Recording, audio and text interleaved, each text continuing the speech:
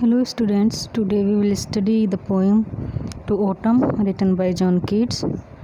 Let's have a little introduction about John Keats. He was an English romantic poet and main figure of the second generation of romantic poets. His works having been publication for only 4 years of his death. He was born on 31st October 1795 in London and died on 23 February 1821. He died only when he was 25 years old. Here are some important works of John Keats: Hyperion, Ode on a Grecian Urn, Les Belles Adamson's Mercy, To Autumn, On Melancholy, Ode to Psyche, Lamia, Ode to a Nightingale, On Indolence, and On First Looking into Chapman's Homer. These are some best known works of John Keats. Let's have a little introduction of the poem. To Autumn is a poem by English romantic poet John Keats.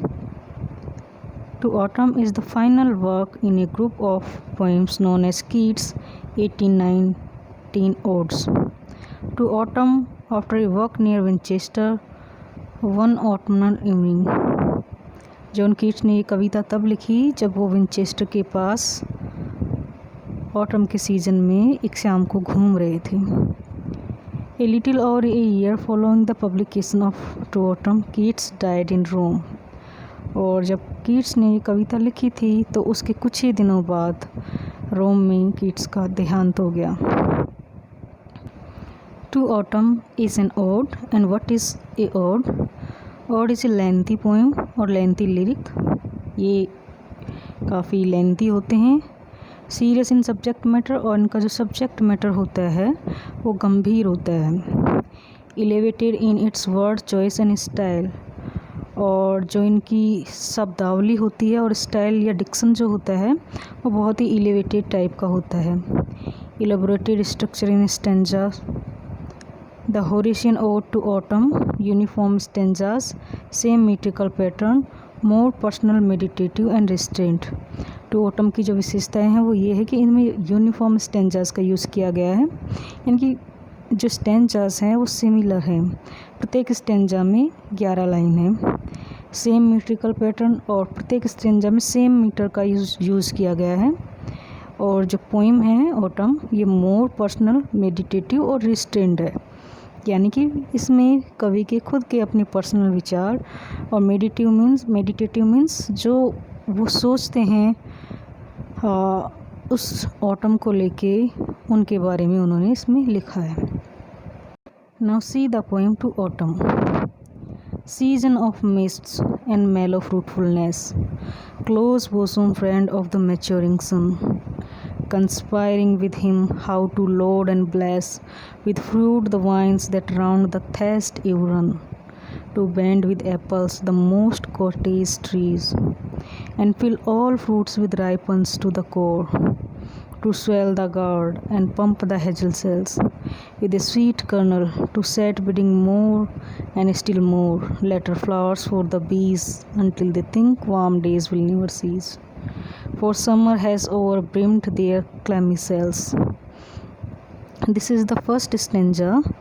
और इस stanza में autumn का Keats है जो personification करते हैं.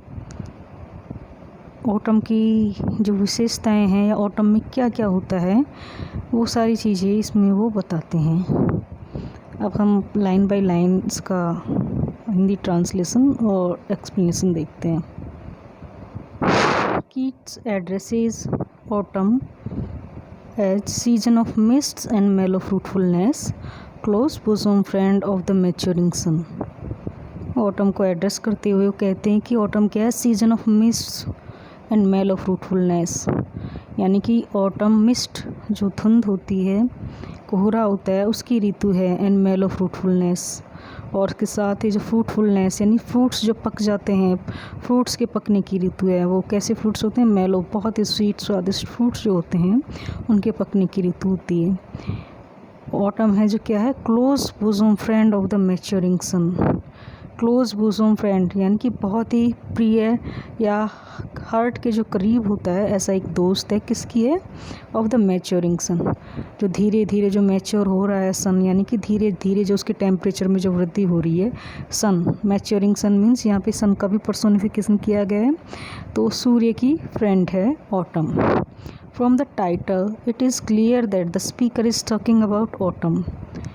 Title को देखते ही हम जान सकते हैं कि जो स्पीकर है या जो पोइट है वो ऑटम ऋतु के बारे में बात कर रहे हैं। The speaker briefly describe the season and immediately jumps into personification suggesting that autumn and the sun are old friend.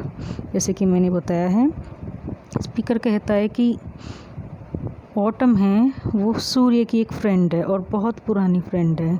यहाँ पे सन और ऑटम दोनों का पर्सोनिफिकेशन किया गया है। Mist often accompany chilly weather, और जैसे कि मिस्ट के बारे में जानते हो, मिस्ट जब आती है, जब हल्की सर्दियाँ होती है, तब हल्की हल्की जो धुंध होती है वो विंटर के मौसम में आती है। तो विंटर जस्ट आने वाली है, ऑटम जाने वाला है। तो सीजन ऑफ मिस्ट एंड मेलो fruitfulness, the word mellow meaning low key or subdued is a good fit for autumn with its natural colors and cool yet not cold weather. And it's also the season when many fruits and other crops are harvested making autumn fruitful. ये ऐसी ऋतु होती है जिसमें जो सारे fruits और फसलें जो भी होती हैं वो सब पक जाती हैं और धीरे धीरे अच्छी तरह पक के उन कटने के कगार पे आ जाती हैं। फ्रूट्स हैं उन्हें तोड़ लिए जाते हैं। मेलो मीन्स ये बहुत ही ऐसी ऋतु होती है जो बहुत ही उम्दा होती है, जिसमें टेम्परेचर ना ज़्यादा है ना बहुत ही कम है और बहुत ही अद्भुत टेम्परेचर रहता है। Autumn is a close friend of the sun who is maturing as the year goes on. Maturing could be a polite way of saying getting old. Maturing यहाँ पे एक तरीका हो सकता है जिसमें आप कह रहे हो कि सन धीरे धीरे क्या हो रहा है, बूढ़ा हो रहा है, या फिर धीरे धीरे जो ईयर्स हैं वो पास हो रहे हैं, यानी कि जीवन है वो धीरे धीरे समाप्ति की ओर जा रहा है। Sun is no longer in its prime, और जो सूर्य है वो अब युवा नहीं है। Conspiring with him how to load and bless with fruits the vine that round the thirst Euron. And the autumn is friend of maturing sun. और जो मैच्योर जो सन है वो ऑटम के साथ मिलके क्या कर रहा है? कंस्पिरेसी कर रहा है। Conspiring with him how to load and bless, जो ऑटम है और सन एक दूसरे के साथ मिलके कंस्पायर कर रहे हैं, षड्यंत्र कर रहे हैं कि how to load and bless with fruits the vine, जो वाइन्स हैं, जो बेलें हैं, उनको किस तरह से लोड किया जाए। लोड मीन्स उन पे फ्रूट्स ब्लेस किया जाए विद फ्रूट्स, जो फ्रूट्स हैं, फल हैं, उनके द्वारा उन वाइन्स को कैसे लोड किया जाए, उन्हें भरा जाए। और वो वाइन्स कहाँ हैं? दैट राउंड द थेस्ट यूरन, जो पास में कोई थेस्ट ईव है, झोपड़ी है, उसके चारों तरफ जो वाइन्स लिपटी हुई हैं, उन्हें किस प्रकार फ्रूट से ओवरलोड किया जाए, ये षड्यंत्र मिलके दोनों रच रहे हैं। Now the sun and autumn are conspiring. They are planning how to make fruit grow on the vines that curl around the roofs of the thatched cottage. The image highlights the weight of the fruit as it loads down the vine. और यहाँ पे जैसे ही हम ये line पढ़ते हैं तो एक इमेज या इमेजरी या सीन हमारे दिमाग में क्रिएट होता है कि जो एक झोपड़ी है, कॉटेज है, उसके चारों तरफ वाइन्स हैं और वो फ्रूट्स से ओवरलोडेड हैं।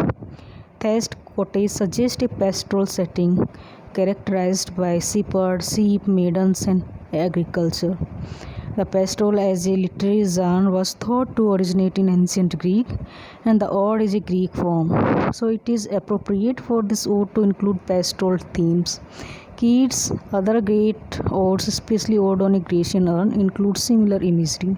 यहाँ पे जो कोटेज है उसको जैसे ही कोटेज के बारे में बात करते हैं तो एक व्यू बनता है हमारे दिमाग में कि आसपास सीपर्ड्स हैं, मेडियंस हैं, सीप्स हैं और खेत हैं एग्रीकल्चर के लिए या खेती के लिए। आसपास खेत चारागाह बने हुए हैं जहाँ पे बहुत सारे चरवाहे अपनी भेड़ों के साथ हैं। एक झोपड़ी बनी हुई है, झोपड़ी के चारों तरफ पेड़ पौधे उगे हुए हैं और उनके चारों तरफ पेड़ पौधों पे, झोपड़ियों पे वाइन्स हैं और उनको किस प्रकार ओवरलोड करना है ये सन और ऑटम मिलके कंस्पायर कर रही हैं। To band with apples the most cottage trees and fill all fruit with ripeness to the core. The apple bends down the branches of mossy trees with their weight. The trees belong to the simple cottage of country folk. To band with apples the most cottage tree, और जो cottage है जहाँ झोपड़ी बनी हुई है उसके पास जो एप्पल के ट्री हैं जिन पे मिस्ट के कारण मान लो हल्की हल्की थोड़ी काई सी जमी हुई है, उन्हें किस प्रकार झुकाना है। टू बैंड, बैंड मीन्स झुकाना है, किससे? एप्पल्स से, फ्रूट्स से। And fill all fruits with ripeness to the core, और जितने भी फ्रूट्स ऑटम के सीज़न में आते हैं उनको फुल करना है राइपनेस से।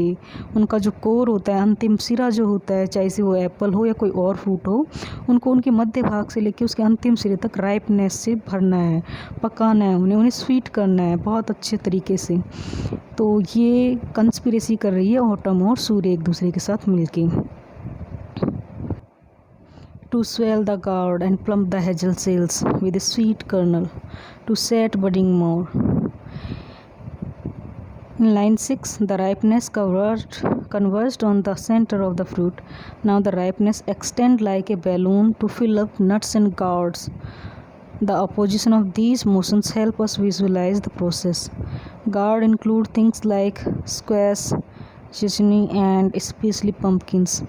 Hazel is a plant that produces the nut that adds delicious flavor to coffee or gelato. The nut is the sweet kernel that we eat. जो ऑटम है वो सूर्य के साथ मिलकर कंस्पिरेसी कर रही है to swell the gourd. Gourd means जो लौकी होती है, पंपकिन होती है, उन्हें स्वेल मीन्स सुझा देना, फुला देना, यानी कि वही उन्हें पकाने की जो कंस्पिरेसी है वो कर रही है। And plump the hazel shells with sweet kernel, और जो प्लम्प मीन्स फुलाना, गूदेदार उनको बना देना। जो हेजल सेल्स होते हैं एक तरीके का फ्रूट होता है जिसे हम सब खाते हैं विद स्वीट कर्नल, उसे भी फुलाना है, भरना है, पकाना है, किससे? विद स्वीट कर्नल, बहुत ही मधुर जो रस होता है, गूदा होता है, उससे भरना है। To set budding more and still more later flowers for the bees until they think warm days will never cease. And to set budding more and still more later flowers for the bees until they think warm days will never cease. जो autumn है वो conspire कर रही है सूर्य के साथ। And to set budding more and still more, the budding that the speaker describe is in the future. Autumn is not just a time of things dying off, turning brown or falling to the ground. It also set the stage for the return of growth in the spring from nature's perspective. Fruit is the mechanism of planting new seeds. The speaker goes on a little imaginative trip into the next spring and summer, where the bees take advantage of the flowers that begin as small seeds in autumn. The bees think that summer will never end and that the flower will always be in bloom. The bees are like prisoners inside of clammy cells, the cells being the moist inside of the flower in which they seek nectar. And to set budding more and still more, जो autumn है sun के साथ मिलकर conspire कर रही है to set budding more and still more later flower for the bees. जो ऋतु के अंतिम काल के जो फ्लावर्स होते हैं उन्हें इतना सारा या इतनी मात्रा में खिलाना चाहती है। तो सेट बडिंग मोर यानी और ज़्यादा कलियाँ खिलानी है, यानी स्टिल मोर और ज़्यादा खिलानी है। Letter flower for the bees, जो मधुमक्खियाँ हैं उनके लिए जो अंतिम काल के या ऑटम में जो ऑटम का जो एंड आ चुका है उसमें इतने सारे फ्लावर्स को खिलाना चाहती है कि until they think warm days will never cease, कि जो मधुमक्खियाँ हैं वो ये सोचने लगी कि वार्म डे जो गर्म ऋतु है या गर्म दिन है वो कभी ख़त्म नहीं होंगे। और जो फूल है उनकी मात्रा को देख के उन्हें लगे कि शायद इतने फूल हैं, इतने फ्लावर्स हैं कि ये जो ऋतु है वो कभी ख़त्म नहीं होगी, ये जो गर्म दिन है वो कभी ख़त्म ही नहीं होंगे। तो ये था पहला स्टेंजा। पहला स्टेंजा में हम देखते हैं, पहले स्टेंजा में 11 लाइन्स हैं और उसमें हम देखते हैं कि autumn is A season of harvest and fruiting stage. Autumn एक ऋतु है जिसमें हार्वेस्टिंग यानी कि फसलों को काटने की ऋतु है, फ्रूट्स के पकने की ऋतु है, और पहले स्टेंजाज में मेटाफोर ऑफ द ऑटम, उसके लिए मेटाफोर यूज़ किया है close bosom friend of the maturing sun and season of mist and well of fruitfulness. ये मेटाफोर है जो यूज़ किए गए हैं ऑटम के लिए। Him is used for the sun, sun is also personified here. Bless with fruit the vine that round the थेस्ट you run, bless the vines that round the थेस्ट यू रन विथ फ्रूट्स। जो autumn है वो जो test cottage है उसके चारों तरफ जो वाइन है उनको फ्रूट से लोड करना चाहती है। Load and bless autumn and the sun not only load but also bless the vines with fruits. The effect of using the word bless में include autumn's benediction over the ripening of the fruits and its power to enrich the fertility of nature. To bend with the apple, the most cottage tree, to set budding more and still more suggest the mushroom of the flowers. Use of flashback 9 line 9 and line 11। जो imagery है वो use की गई है first stanza में। The whole stanza is single phrase and does not form a complete sentence. It addresses autumn by name, just as a prayer would begin by invoking of naming of God. It uses a description rather than autumn's proper name. और यहाँ पे autumn का personification किया गया। This is the images that you can see this type of fruits blossom in the autumn। और maturing sun यहाँ maturity के लिए यूज़ किया गया है। And fill all fruits with the ripeness to the core and to swell the gourd and plump the hazel sill. A repetitive listening of ripening indicates that Keats might design it on purpose in order to show the conspiracy between autumn and sun. Autumn and the sun not only load but also bless the wine with fruits. The effect of the using the word bless. And at the end of stanza, autumn and the sun make so many flower bud late in the season that the bees have become confused. यहाँ पे बीज की एक imagery या छोटी सी picture दी गई है जिसमें आप देख के समझ सकते हो। तो इस प्रकार हम देखते हैं कि जो पहला स्टेंजा है वो ऑटम को एक फ्रूटफुल सीज़न के रूप में प्रस्तुत करता है, यानी कि ऐसा सीज़न जिसमें बहुत सारे फ्रूट्स आते हैं, हार्वेस्टिंग होती है, फसलें पकती हैं। और ये सब यहाँ पे ग्रीन कलर्स इंडिकेट किए हुए हैं जो शब्द हैं कि जो हाईलाइट करते हैं कि जो ऑटम है वो सीज़न है फ्रूटफुलनेस का, वाइन्स का, एप्पल्स का, राइपनेस का एंड फ्लावर्स का। इतनी सारी इमेजरी, एक क्लियर इमेजरी हमारे माइंड में बनती है कि टोटल एंड टोटल हम चारों तरफ जैसे कि फ्रूट्स हो, एप्पल्स हो, एक गार्डन है, सारी चीज़ें जो कि फसलें हैं धीरे धीरे पक रही, ये चीज़ें हमारे माइंड में एक इमेज क्रिएट करती हैं। Let's have a short summary of the first stanza. Autumn, the season associated with mist and a general sense of calm abundance. You are an intimate friend of the sun, whose heat and light help all these fruits and vegetable grow. जहाँ पे जो autumn है वो एक ऐसे season के रूप में प्रस्तुत की गई है जो कि इंटीमेट फ्रेंड है सन की, और दोनों मिलके कंस्पायर करके फ्रूट्स और वेजिटेबल्स को क्या करते हैं, पकाने में मदद करते हैं, उन्हें बढ़ने में मदद करते हैं। You work closely with the sun to make lots of fruits grow on the vines that wrap around the roof edge of the farmhouse. और जो सन के साथ मिलके क्या करती है ऑटम, जो फ्रूट्स हैं, जो वाइन्स हैं, जो कि कॉटेज के चारों तरफ पेड़ों पे लिपटी हुई हैं, उन्हें पकाने का काम करती है। You work to make so much fruit grow that it weigh down the branches of the mossy apple trees that grow outside the farm house.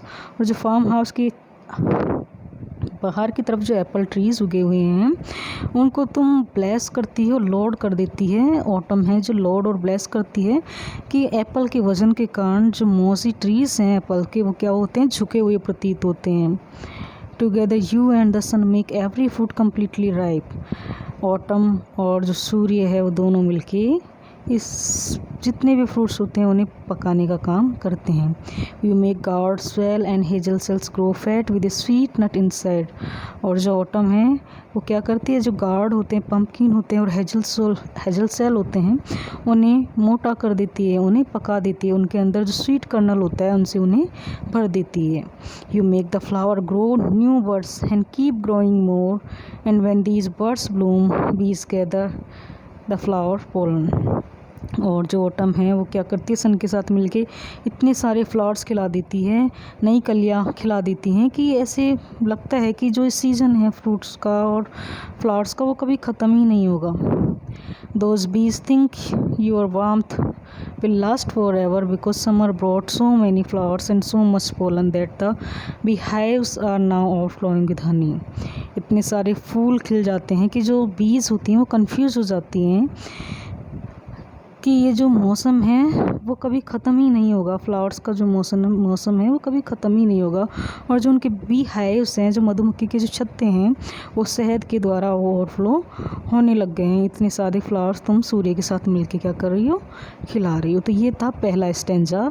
आज का पहला स्टेंजा यहीं ख़त्म होता है। धन्यवाद।